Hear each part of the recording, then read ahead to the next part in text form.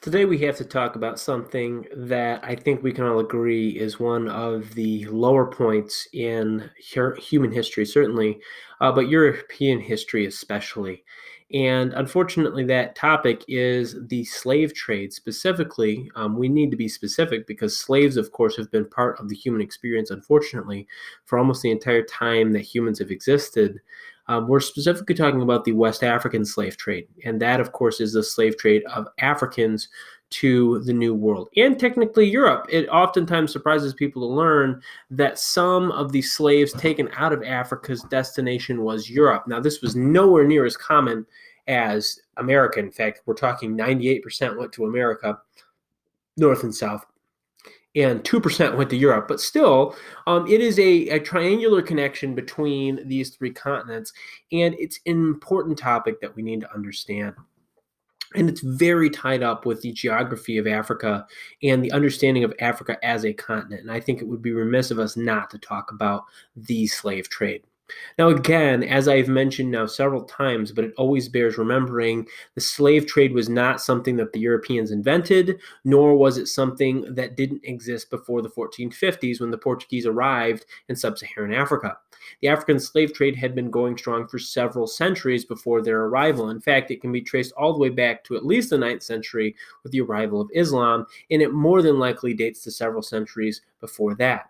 Now, slavery in practice in West Africa was a process by which the victorious winners of a battle would gain more booty or more supplies, more reward for their victory. And by the way, this is the reason that slavery has existed in many human societies, including those of the ancient Mediterranean. Rome certainly had many, many, many slaves. In fact, some people estimate that as many as 1/3 of the population of the Roman Empire were actually slaves at some point in their life. So this is not unique to the West Africa or Sub-Saharan Africa. And the reason that people were taken as slaves was simple, and that is that they're more valuable as live captives than either as enemies that could cause problems for you again or as dead bodies. I mean, think about the economics of a situation. You win a battle and you capture 10,000 warriors. What benefit do you have if you slaughter them all? Not much. What happens if you let all 10,000 of them go? Well, they go home and they probably grab their swords and they come out and they fight you next time. So that's not a particularly good way to handle it either. Or finally, you can slap them all in chains, take them back to your capital, and you can sell them off to whoever will buy them from you. So you can see from an economics perspective, it makes a lot of sense to take slaves.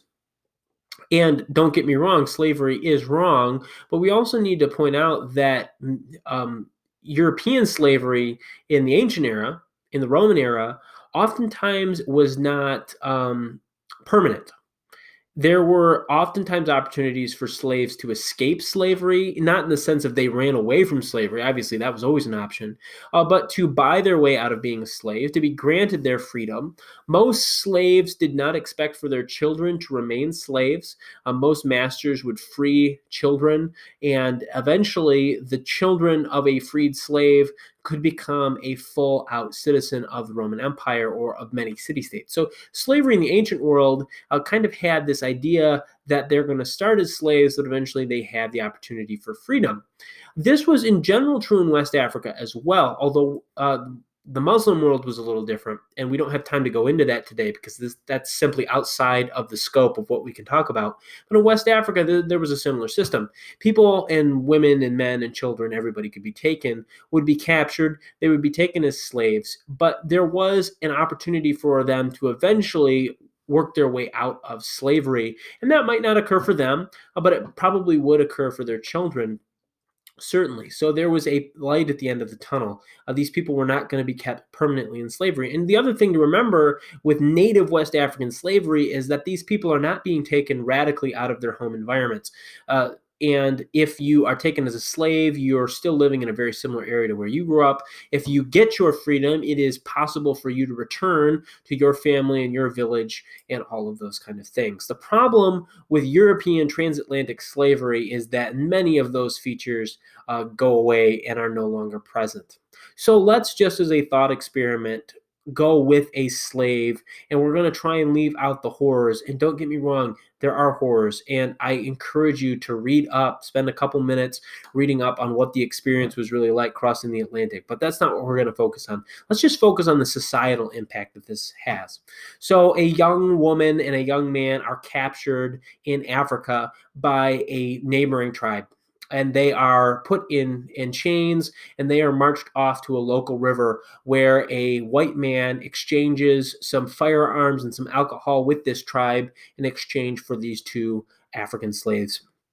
These African slaves are thrown on a ship with approximately 2 square feet of space. And if you are struggling to imagine 2 square feet of space, go ahead, get a ruler, mark out 2 square feet, and you will realize, oh boy, that is not very much to live in, period. The women would typically be allowed to be free, as in they could move about. So conditions for the women were typically a little better. The men, because they had the ability probably to overpower the limited number of crewmen, would often be chained for a vast majority of the voyage. If you happen to survive, and by the way, in some of the worst shipping routes, the death rate could be as high as 25 to 30%. If you survive this experience and went to the New World, who knows what would happen then. Now remember that you have been loaded onto a ship, and the Portuguese had been sailing up and down the African coast collecting slaves. More than likely, no one else except the people captured with you speak a language that is your language. And more than likely, a majority of people on the ship don't even speak a language related to your language. So despite the fact that there are hundreds of Africans on the boat, they cannot communicate.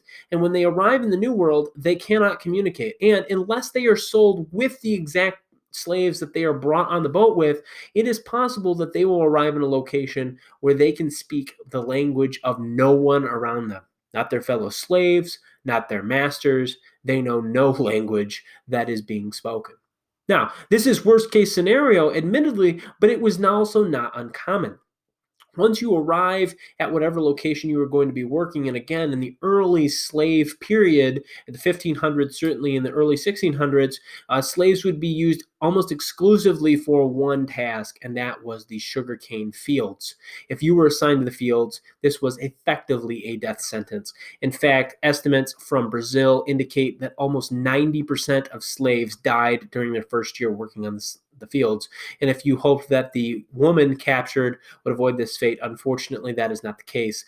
Early slave trade was not discriminate about gender. Both men and women were put to work on these fields. And again, if you were one of the lucky 10% who survived, your situation was not particularly good. It was simply that you were tough, or you had the disease resistance needed to survive in the fields. And how long you would survive really is unknown. The average time that a slave could survive in the fields appears to have been about 5 years if they made it through that first year. So even if you make it through the first year, your average lifespan is only 5 years further. Now, those slaves did have some opportunities to better themselves. Number one, the most obvious thing that you could do was attempt an escape. And especially in Brazil, where very little of the area was civilized and the Portuguese could not pursue very far, it was actually possible to run away and make a successful escape attempt. But again, let's put ourselves in the shoes of this young African man and woman. You've escaped the Portuguese and you run into the jungle. Where do you go? If you were in West Africa, you could slowly make your way back to your village and eventually reintegrate with society. But you have just run into one of the largest uninhabited areas of the entire planet. You might find a Native American tribe who is hiding from the Portuguese, trying not to get themselves killed. You might bump into another runaway, or you might bump into Portuguese or Spanish explorers. So you're really in a dangerous situation in a land you're not familiar with. And what are you supposed to do? Well, many of them died after running away. But what I think is more surprising and even perhaps more inspiring is some of these people manage to integrate themselves with Native American tribes and find each other and actually began to create their own communities outside of the slave fields. But here's the important thing. This is the reason that the transatlantic slave trade is so bad. That is the best case scenario for getting out of the situation. Most of the people that were taken across the Atlantic did not have this opportunity. The incredibly strong survived. and almost everyone else was killed. And really, the situation was not good either way. As a man, you really could only look forward to being worked to death.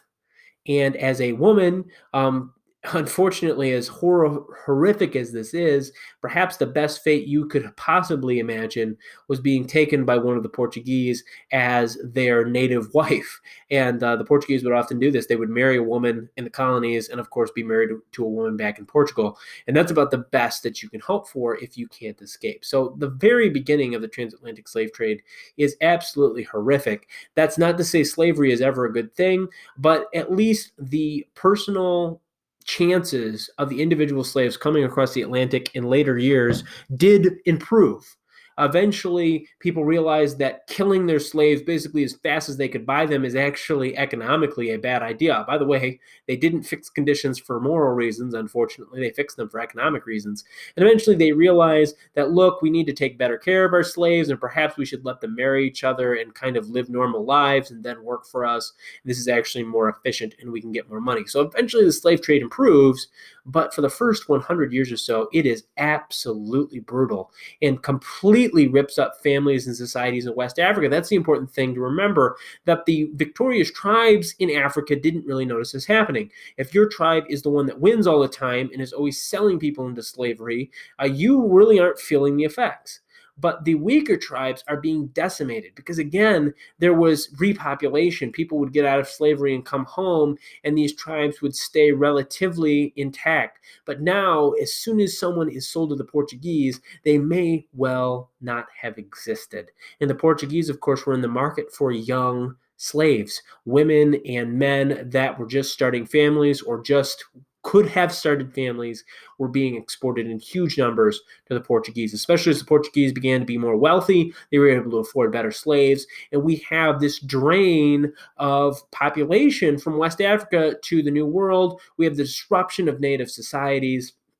And by the way, the native empires in West Africa and the Congo eventually do feel the effects of this. And I'm not sure that they understood exactly what was happening. Neither did the Portuguese. No one understood exactly what was happening. But these empires began to collapse because the slave industry that they're built on grows less and less economical. There aren't any people left.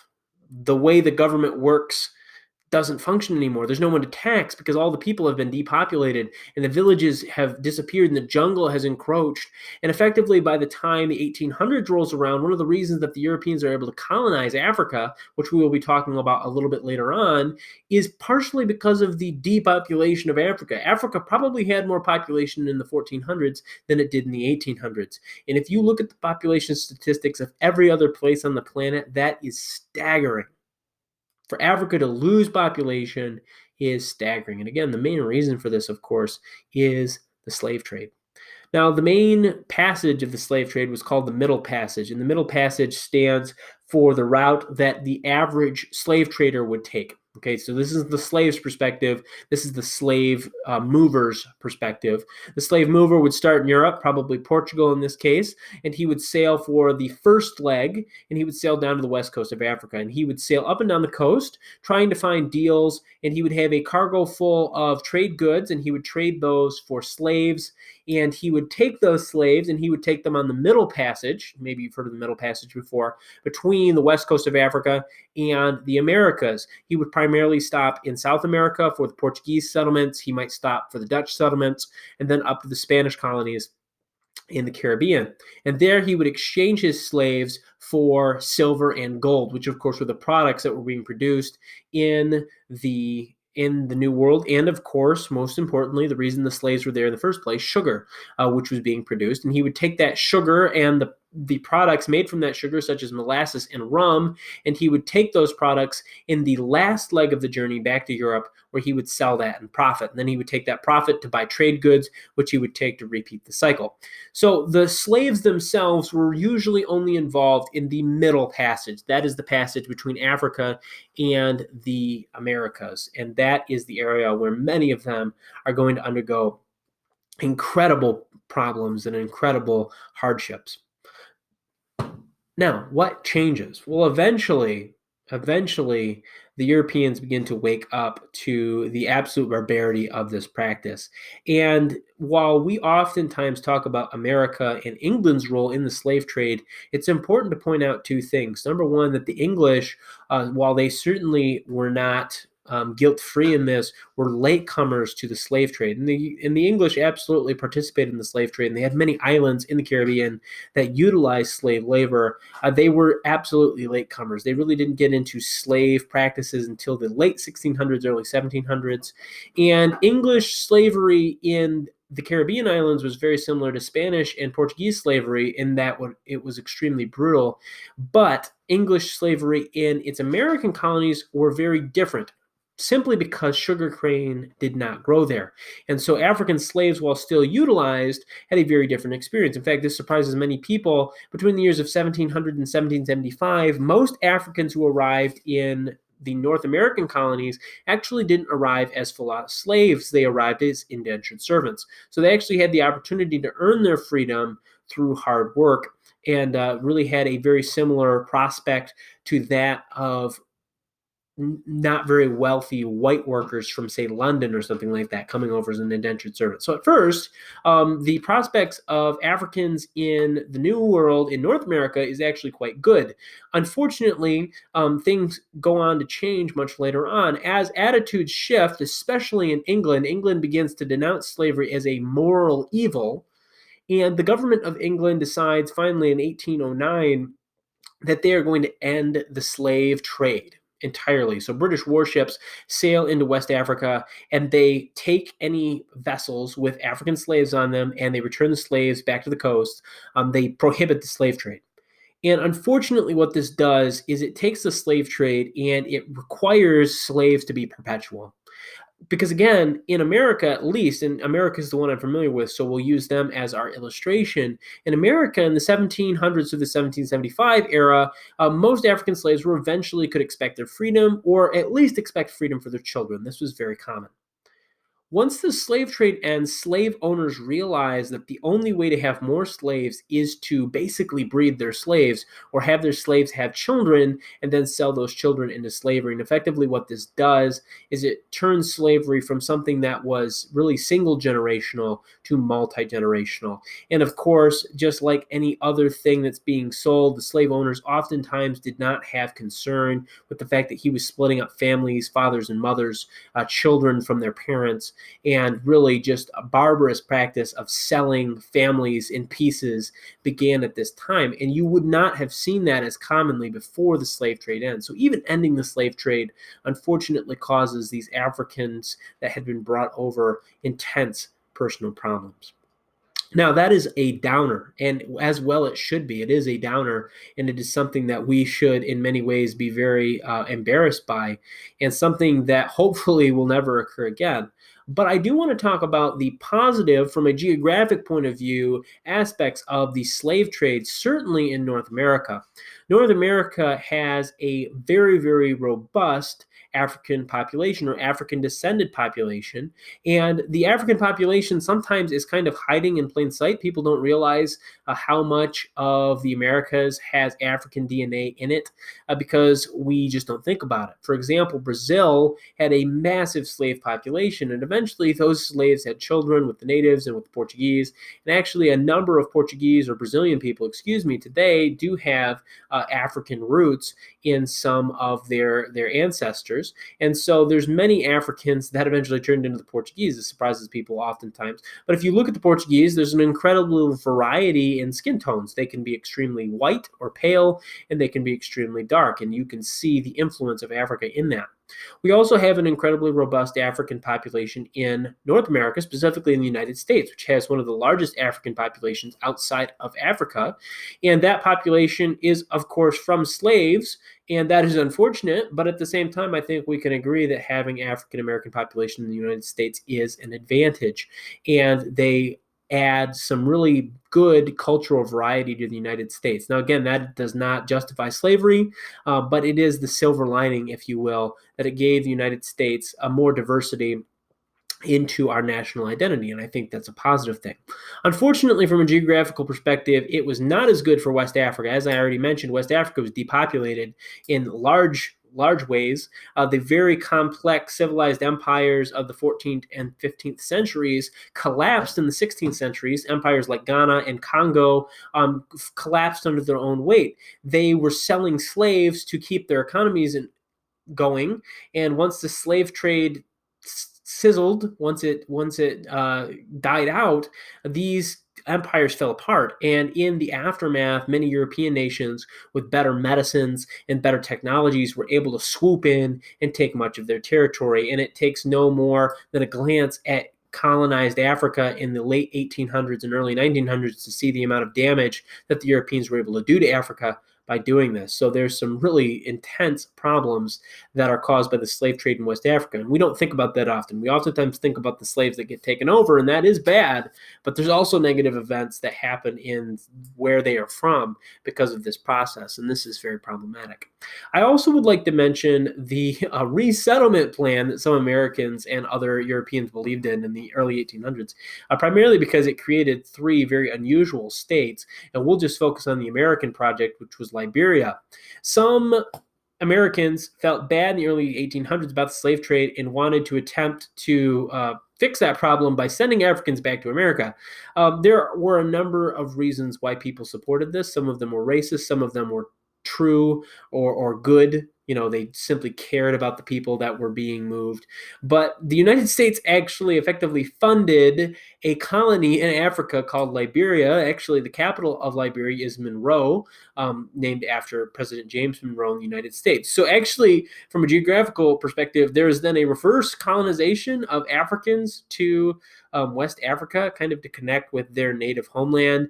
But of course, after sometimes hundreds of years in the New World, they are distinctly different from the people that they're going back to.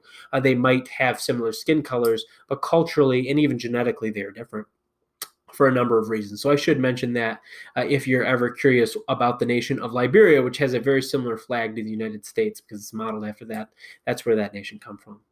That's all I have for you guys about this topic. We are going to move on to talk about a specific people group in Africa called the Zulu, probably most famous for their defeat of a British contingent, which is quite surprising considering that the Zulus' greatest weapons were their clubs and the British had full-out firearms and very modern firearms at that. That's what we talk about in the next lecture and talk about Shaka Zulu, their most famous king.